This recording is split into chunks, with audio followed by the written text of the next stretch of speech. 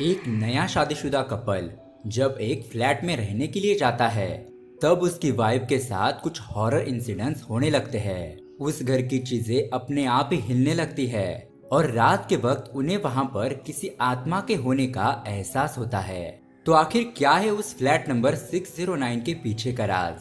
यही देखेंगे हम आज की कहानी में। दोस्तों, ये कहानी बहुत ही ज्यादा सस्पेंस से भरी है, जिसके अंदर आपको कई सारे ट्विस्ट भी देखने को मिलेंगे। नमस्ते दोस्तों, मेरा नाम है किरण और आप देख रहे हैं हॉरर बॉक्स हिंदी।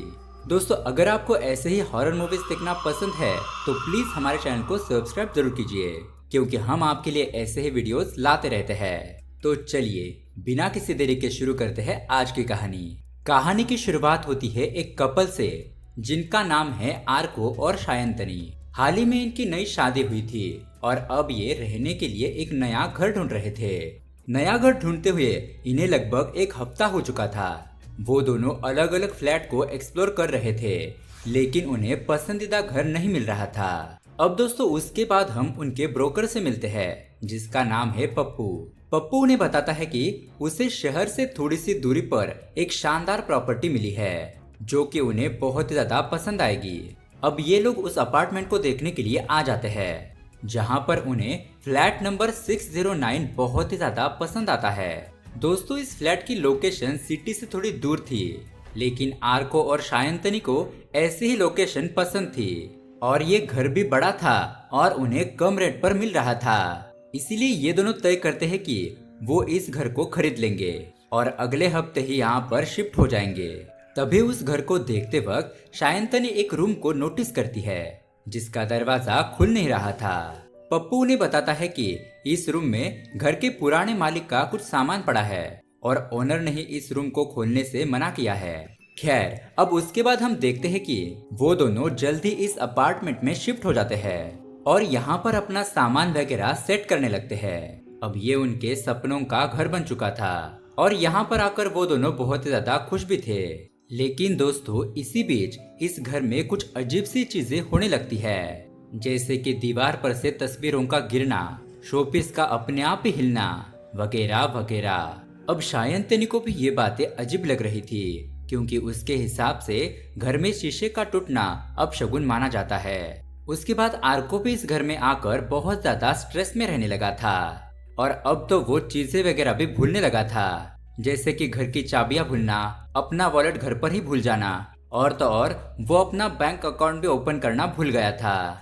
ऐसे में शायंतनी उसे अपने अकाउंट में जॉइंट होल्डर बना देती है। अब शायंतनी आर्को की प्रॉब्लम को तो सॉल्व कर देती है, लेकिन घर में हो रही अजीब घटनाओं की प्रॉब्लम को वो सॉल्व नहीं कर पा रही थी। अब जब वो घर में अकेली थी, तब उसे ऐसा लगता है कि उसके आसपास कोई है। उसे किसी की हलचल वगैरह फील होने लगती है और उस बंद रूम से उसे किसी की आवाजें भी आने लगती है। ऐसे ही एक दिन शायंतनी को टीवी के स्क्रीन पर एक छोटे से बच्चे की रिफ्लेक्शन दिखाई देती है, जिसे देखकर वो बहुत ज्यादा डर जाती है। और उसी रात जब शायंतनी सो रही थी, तब उसे ऊपर से किसी बॉल के गिरने की आवाज आती है। जब वो ऊपर जाकर देखती है, तब उसे उस बंद कमरे में लाइट्स ऑन दिखाई देती है। ये देखकर शायंतनी बहुत ज्यादा घबरा गई थी, लेकिन वो हिम्मत करके दरवाजे के नीचे से उस रूम के अंदर देखने लगती है। लेकिन दोस्तों, इसी दौरान हम शायंतनी के पीछे खड़े एक छोटे से बच्चे की आत्मा को देख पाते हैं। शायंतनी भी शायद उस आत्मा को महसूस करती है और वो डर के मारे भागकर अपने रूम में चली जाती है और अपने रूम का दरवाजा अंदर से बंद कर लेती है। दोस्तों, आर्को कुछ दिनों के लिए कंपनी के काम से एक ट्रिप पर गया था और यहाँ सायंतनी अकेले ही उस घर में डर रही थी। अब सुबह हो जाती है और सायंतनी आर्को को कॉल करती है। उसके बाद वो रात को जो कुछ भी उसके साथ हुआ वो उसे सब कुछ बताती है। लेकिन आर्को ये सब कुछ सुनकर कहता है कि शायद ये सब कुछ उसका बुरा सपना होगा। अब दोस्तों, सायंतनी अपने मम्मी पापा को भी ये बात बता नहीं सकती थी, क्योंकि उसके पेरेंट्स उसके और आर्को के शादी के सख्त खिलाफ थे। उसने उनके मर्जी के खिलाफ जाकर आर्को से शादी की थी और ऐसे में अगर वो अपनी प्रॉब्लम्स को अपने पेरेंट्स को बताएगी तो उल्टा वो उस पर ही गुस्सा हो जाएंगे।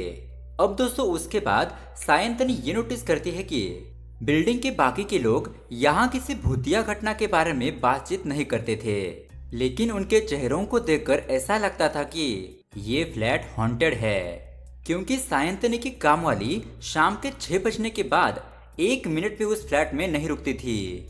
नीचे वॉचमैन भी सायंतनी को काफी अजीब तरीके से एक्सप्रेशन देता था और वो उसे हमेशा पूछता था कि उसके फ्लैट में सब कुछ ठीक तो है ना।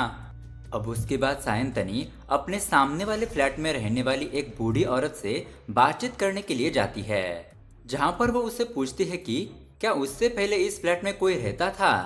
अब ये सवाल सुनकर वो औरत बहुत ज्यादा घबरा जाती है और वो कुछ भी बोल नहीं रही थी, इसलिए सायंतनी को वहां से जाना पड़ता है। उसके बाद वो अपने फ्रेंड अनन्या से जाकर मिलती है और वो उसे सारी बात बताती है। अनन्या उसे कहती है कि हो सकता है ये तुम्हारे डिप्रेशन की वजह से हो रहा हो, जो दोबारा लौटकर आ गया है, और किसी नई जगह पर शिफ्ट होने से अक्सर ऐसा होता ही है। अब दोस्तों यहाँ पर हमें पता चलता है कि सायंतनी पास्ट में किसी बड़े दुख से गुजरी थी, जिस वजह से वो कभी कभी मेंटली अनस्टेबल हो जाती थी। उसके बाद सायंतनी शाम को घर पर वापस आ जाती है, जहाँ वो घर में देखती है कि उसकी सारी चीजें बिखरी हुई है, और उसके बाद वो भागकर अपने पड़ोसी आंटी के पास चली जाती है। आज वो बूढ़ी औरत सायंतनी से खुलकर बात करती है और वो सायंतनी को बताती है कि उन्होंने भी उस फ्लैट में छोटे से बच्चे की आत्मा को देखा है। वो कहती है कि शायद उस बच्चे की आत्मा तुम्हें कुछ बताना चाहती हो, लेकिन इससे आगे वो कुछ बता पाती तभी उसका हस्बैंड वहां पर आ जाता है और उसे रोक लेता है। उसके बाद सायंतनी अपने फ्लैट पर वापस आ जाती है और उसे हार कर अपने मम्मी पापा को ये सब कुछ बताना ही पड़ता है। अब ये सब कुछ पता लगने के बाद उसके माता पिता उस पर गुस्सा नहीं होते, वो उसकी मदद करते हैं। सायंतनी के पिता अपने एक पुलिस ऑफिसर फ्रेंड से इस बारे में बात करते हैं और इस ऑफिसर का नाम है अनिकेत। अब दोस्तों अनिकेत अगले दिन से ही इस केस पर इन्वेस्टिगेशन करने का काम शुरू कर देता है। सबसे पहले वो ब्रोकर पप्पू से पूछताछ करता है। वहीं यहाँ दूसरी तरफ हम देखते हैं कि सायंतनी आर्को के वापस लौटने का इंतजार कर रही थी। अब रात को सायंतनी को फिर से उस बच्चे की आत्मा दिखाई देती है, जिसका पीछा करते हुए सायंतनी उस रूम के बाहर पहुंच जाती है और उस बंद कमरे का दरवाजा अपने आप ही खुल जाता है। उस कमरे के अंदर किसी छोटे बच्चे का सामान पड़ा हुआ था और कुछ स्केच भी बने हुए थे। सायंतनी स्केचबुक को चेक कर रही थी और तभी अचानक वो डोर अपने आप बंद हो जाता है, जिसके बाद वो बहुत ज्यादा घबरा जाती है और उसे कुछ भी समझ नहीं आ रहा था। लेकिन तभी वो दरवाजा खोलती है और भागकर अपने पड़ोसी के पास पहुंच जाती है, जहां पर उसे इस बार वो बूढ़े चाचा जी मिलते हैं। वो सायंतनी को बताते हैं कि मेरी बेटी उसी फ्लैट में अपने पति और बच्चे पॉपी के साथ खुशी खुशी रहा करती थी, लेकिन एक दिन अचानक उसके पति ने मेरी बेटी और उसके बेटे पॉपी को जान से ही मार डाला। किसी को भी उनकी मौत की भनक भी नहीं लगी और 2 दिन बाद उन्हें ऊपर के कमरे में सिर्फ पॉपी की लाश मिली। मैं इस रूम को किसी को रेंट पर नहीं देना चाहता था, लेकिन पप्पू ने मुझे फोर्स किया, जिसके बाद उससे मैंने ये फ्लैट बेच दिया। दोस्तों इनकी बातों से हमें पता चलता है कि ये बूढ़े अंकल ही उस हॉन्टेड फ्लैट के मालिक थे और कहीं ना कहीं वो बूढ़े अंकल इसलिए अपने पत्नी को चुप करा रहे थे, नहीं तो सायंतनी और जो भी यहाँ पर रहने के लिए आएगा वो यहाँ से डर के मारे भाग जाएगा। अब उसके बाद सायंतनी वापस से अपने फ्लैट पर जाती है और नींद की गोलियां लेकर सो जाती है। उसके थोड़ी देर के बाद सायंतनी को आधे नींद में ऐसा महसूस होता है कि आर्को वापस आ गया है और बेड पर आकर लेट गया है। सायंतनी उसके साथ नींद में ही बातें करने लगती है, लेकिन आर्को उसका कोई भी जवाब नहीं दे रहा था। तभी अचानक ही उसके फोन की रिंग बजने लगती है और सायंतनी आंखें खोलकर देखती है तो उसके बेड पर कोई भी नहीं था। आर्को उसे घर के बाहर से डोर ओपन करने के लिए कॉल कर रहा था और सायंतनी उसे घर में ले लेती है। अब अगले दिन सायंतनी आर्को से ये सारी बातें शेयर करती है, लेकिन अभी भी आर्को को उसकी बातों पर यकीन नहीं था। आर्को उसे यही कह रहा था कि तुम बहुत ज्यादा सोच रही हो और तुम्हारा मेंटल ब्रेकडाउन हुआ था, इसी वजह से ये सब कुछ हो रहा है। अब दोस्तों यहाँ पर हमें पता चलता है कि सायंतनी की ये दूसरी शादी थी। जी हाँ दोस्तों सायंतनी के छोटे बेटे की कुछ साल पहले ही मौत हो गई थी, जिसके बाद सायंतनी का पहला पति उसे छोड़कर चला गया था और इन दोनों हादसों की वजह से उसे बहुत बड़ा सदमा लगा था, जिसके बाद उसे मेंटल ब्रेकडाउन की प्रॉब्लम हो गई। ऐसे ही अब कुछ महीने बीत गए और सायंतनी की लाइफ में आर्को आ गया और किसी तरह सायंतनी अपने दुख को भुला पाई। खैर, अब रात को हम फिर से सायंतनी को देखते हैं। रात को उसे फिर से उसी बच्चे की आत्मा दिखाई देती है और वो उसका पीछा करते हुए फिर से उसी कमरे में पहुंच जाती है, जहां पर उसे उस कमरे में 2 एक्स्ट्रा स्केचेस मिलते हैं। उसमें जॉन्टी और अनुराधा का स्केच बना हुआ था और साथ ही दूसरे पेज पर एक बड़े आदमी का स्केच बना हुआ था जिस पर कोई भी नाम नहीं लिखा था। उसके बाद हम देखते हैं कि दीवार पर रन लिखा हुआ आता है और ये सब कुछ बहुत ही ज्यादा डरावना था। आखिर वो आत्मा सायंतनी से क्या कहना चाह रही थी, ये उसे कुछ भी समझ नहीं आ रहा था। अब सुबह हो जाती है और आर्को सायंतनी से कहता है कि मुझे फिर से काम के सिलसिले में बाहर जाना होगा और उसके लौटने के बाद हम दूसरे घर में शिफ्ट हो जाएंगे, तब तक तुम थोड़ा एडजस्ट करो। अब दोस्तों, आर्को के जाने के बाद सायंतनी वॉचमैन से इससे पहले इस घर में जो भी रह रहा था उसका एड्रेस निकलवा लेती है और वो उससे मिलने के लिए चली जाती है, जहां पर जाकर उसे पता चलता है कि ये लोग उस फ्लैट में ज्यादा दिन तक नहीं रहे थे, क्योंकि कुछ ही दिनों में उनके साथ भी ऐसे ही हॉरर इंसिडेंट्स होने लगे थे। उनका एक छोटा सा बच्चा था और उसे उस घर में एक छोटे बच्चे की आत्मा दिखाई देने लगी थी और इसीलिए उन लोगों ने उस घर को छोड़ दिया। उसके बाद सायंतनी फिर से अपने घर पर वापस आ जाती है तो उसे लिफ्ट में पप्पू मिलता है, जो उसे ये बात बताता है कि उसके ऊपर वाले कमरे की सीढ़ियों पर उसने एक बच्चे को देखा। उसके बाद सायंतनी लिफ्ट के अंदर चली जाती है और लिफ्ट फौरन ही बंद हो जाती है और तभी सायंतनी को उस लिफ्ट में उसी बच्चे की आत्मा दिखाई देती है। लेकिन अब वो बहुत ज्यादा डरते हुए किसी तरह से अपने फ्लैट में पहुंच जाती है। अब यहाँ पर सायंतनी समझ चुकी थी कि उस बच्चे की आत्मा उसे कोई नुकसान नहीं पहुंचाना चाहती है, बल्कि वो उसे कुछ बताना चाह रही थी। और दोस्तों, आत्मा को कुछ बुरा करना ही था तो उसने पहले ही कर दिया होता। अब उसके बाद सायंतनी उन ड्राइंग्स को अपने पड़ोसी चाचा और चाची को दिखाती है। वो उसे बताते हैं कि ये लोग यहाँ कुछ साल पहले रहा करते थे। उसमें से एक माँ और उनका एक छोटा बेटा था। उसके पति को ज्यादा किसी ने देखा नहीं था और कुछ ही दिन यहाँ रहने के बाद वो भी यहाँ से चले गए। उसके बाद सायंतनी फिर से अपने फ्लैट में पहुंच जाती है और ड्रॉवर में से कुछ पेपर्स उड़कर उसके सामने आ जाते हैं। उन पेपर्स को लेकर सायंतनी ऊपर के कमरे में चली जाती है। उसके बाद हम देखते हैं कि अगले ही दिन आर्को वापस आ चुका था और दोस्तों, हम देख पाते हैं कि सायंतनी की दिमागी हालत थोड़ी बिगड़ने लगी थी। वो उसके सामने पागलों की तरह बर्ताव कर रही थी और कुछ अजीब ही बड़बड़ा रही थी। अब ये सब कुछ देखने के बाद आर्को सायंतनी को हॉस्पिटल लेकर पहुंच जाता है। डॉक्टर उसे चेक करने के बाद बताते हैं कि सायंतनी के दिमाग की हालत ठीक नहीं है और उसे रिकवर होने में 6 महीने लगेंगे।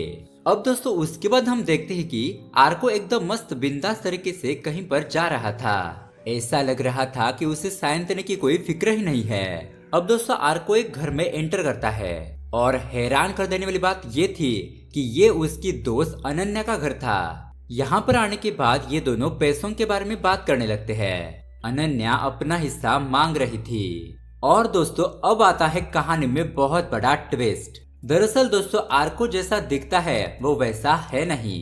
सायंतनी एक अमीर बाप की लड़की थी और आर्को ने उसे अपने झूठे प्यार में फंसाकर उससे शादी की थी ताकि उसकी प्रॉपर्टी में उसे हिस्सा मिल सके। दोस्तों, आपको याद होगा मैंने आपको बताया था कि सायंतनी ने अपने बैंक अकाउंट में आर्को को जॉइंट होल्डर बनाया था। अब दोस्तों, यहाँ पर आर्को और अनन्या का प्लान ये था कि वो दोनों मिलकर सायंतनी को पागल बना देंगे और ऐसा हो जाने के बाद वो उसकी सारी प्रॉपर्टी अपने नाम कर लेगा और उसके बाद अनन्या और आर्को फरार हो जाएंगे। और तो और दोस्तों, आर्को ने जो फ्लैट लिया था वो हॉन्टेड है, ये उसे पहले से ही पता था। उसने ऐसा इसलिए किया था ताकि सायंतनी वहां पर रह सके और वो भूतिया घटनाओं को महसूस करे। उसके बाद उसे मेंटली अनस्टेबल बताकर रास्ते से हटाना आसान हो जाएगा और उसकी करोड़ों की प्रॉपर्टी उसके नाम पर हो जाएगी। अब दोस्तों, यहाँ पर आर्को और अनन्या अपनी जीत का जश्न मना रहे थे, लेकिन दोस्तों यहाँ पर हमें एक और बहुत बड़ा ट्विस्ट देखने को मिलता है।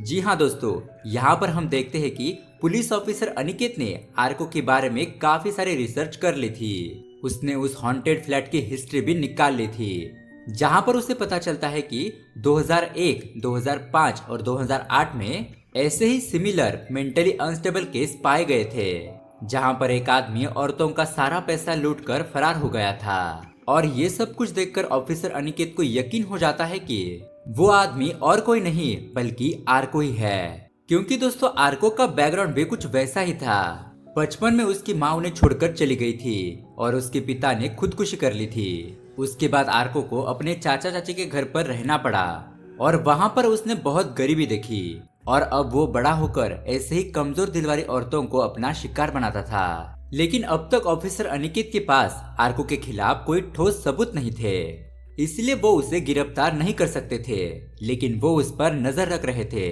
दोस्तों उसके बाद हम देखते हैं कि आर्को उस फ्लैट में आ जाता है और अपना सामान पैक करने लगता है। उसके बाद वो लैपटॉप खोलकर सायंतनी के बैंक अकाउंट से सारे पैसे अपने अकाउंट में ट्रांसफर करने लगता है। लेकिन जब वो लैपटॉप के अंदर देखता है तो उसे बहुत बड़ा झटका लगता है, क्योंकि दोस्तों उस अकाउंट में कोई भी पैसे नहीं थे। ये देखकर आर्को को ऐसा लगता है कि अनन्या उसे चीट कर रही है और उसी ने सारे पैसे निकाले होंगे। अब वो अनन्या के घर पर जाकर उसे गन पॉइंट पर ले लेता है और यहाँ पर हम देख पाते हैं कि ऑफिसर अनिकेत ने उस कमरे में कैमरास लगाए हुए थे। आर्को अनन्या को धमकाते हुए अपना सारा गुनाह कबूल कर लेता है और पुलिस ये सब कुछ रिकॉर्ड कर लेती है और उन्हें ठोस सबूत मिल जाता है। और दोस्तों यहाँ पर हमें पता चलता है कि सायंतनी ने पहले ही अपने बैंक अकाउंट से सारे पैसे निकाल लिए थे, क्योंकि दोस्तों उसे आर्को के प्लान के बारे में बहुत पहले से ही पता लग चुका था। यहाँ पर हमें एक फ्लैशबैक दिखाया जाता है जिसमें पप्पू सायंतनी को बताता है कि आर्को को तो पहले से ही पता था कि ये फ्लैट हॉन्टेड है और जब वो पेपर उड़कर उसके पास आए थे तो उसमें जो आर्को की फ्लैट की टिकट थी वो सब कुछ फेक थी। वो कंपनी के काम से कभी दूसरे शहर गया ही नहीं था। वो स्केचेस और बार बार आर्को के फोटो का ही टूटना, इन सब बातों से उस बच्चे की आत्मा सायंतनी को आर्को के बारे में बताने की कोशिश कर रही थी और सायंतनी को आर्को के प्लान के बारे में पता लग चुका था। उसके बाद सायंतनी ने ये सब कुछ बातें पुलिस ऑफिसर को बताई थी। यहाँ पर हमें एक और बात पता चलती है कि आर्को और सायंतनी की शादी लीगल नहीं थी। उन्होंने किसी मंदिर जाकर आपस में ही शादी कर ली थी। अब दोस्तों फाइनली ऑफिसर अनिकेत आर्को को पकड़ने में कामयाब हो जाते हैं। इस बार सायंतनी को धोखा मिलने के बाद भी सायंतनी खुद को संभालती है और अपने आप को मेंटली अनस्टेबल होने नहीं देती। और दोस्तों यहीं पर ये कहानी एंड हो जाती है। तो दोस्तों आपको ये कहानी कैसी लगी हमें कमेंट करके जरूर बताएं और साथ ही ऐसे ही अमेजिंग मूवी एक्सप्लेनेशन वीडियोस को देखने के लिए हमारे चैनल को सब्सक्राइब जरूर करें। Thanks for watching.